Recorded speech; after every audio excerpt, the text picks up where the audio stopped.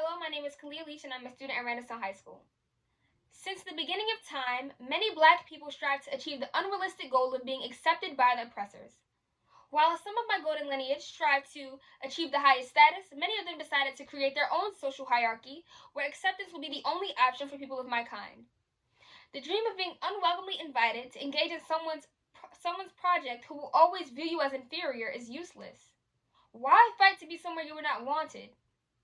Shirley Chisholm's quote, "If they do not give you a seat at the table, bring a folding chair," supports the idea of surrounding ourselves with people who are unworthy of our presence. However, I disagree.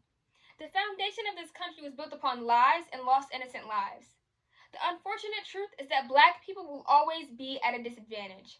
If we keep waiting to be accepted and for the shot callers to play fair, we will always lose. The only black people who are invited to have a seat at the oppressor's table are the ones which they need. The ones that possess the only hope to bring the autocrat's dreams and goals to life. Imagine you, a black person, working in a segregated factory where the primary goal is to create a phone. All the workers are working to achieve the same goal. However, the white people can work together as a team with top quality materials, while the black people must work alone with low quality materials. So, as you are instructed, you create a working and durable phone all alone with mediocre materials. Your manager witnesses you make the phone, and instead of congratulating you, invites you to sit with the white people to show them how to create the phone. You willingly accept the position, knowing you will not receive credit because you do not want to lose your job. 5 years later, you're still working at the same job, making the same pay, and all the people you showed how to create the phone became millionaires and quit.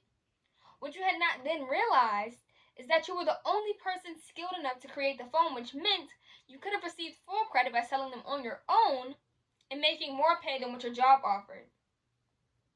Katherine Johnson is a perfect example of an African American woman who was invited to participate in a white male-dominated industry due to her intelligence. Johnson was the brains of the entire operation, and if it were not for her, NASA probably would not have been able to bring Apollo's astronauts safely home from the moon.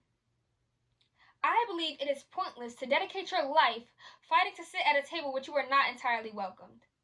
If you harness the intelligence to contribute to someone else's success, then you can create your own. No need to accept discrimination when you can ignore the discriminators. Forget working to sit at a wooden dinner table when you can create a booth.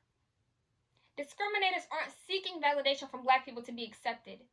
It is time we stop seeking theirs.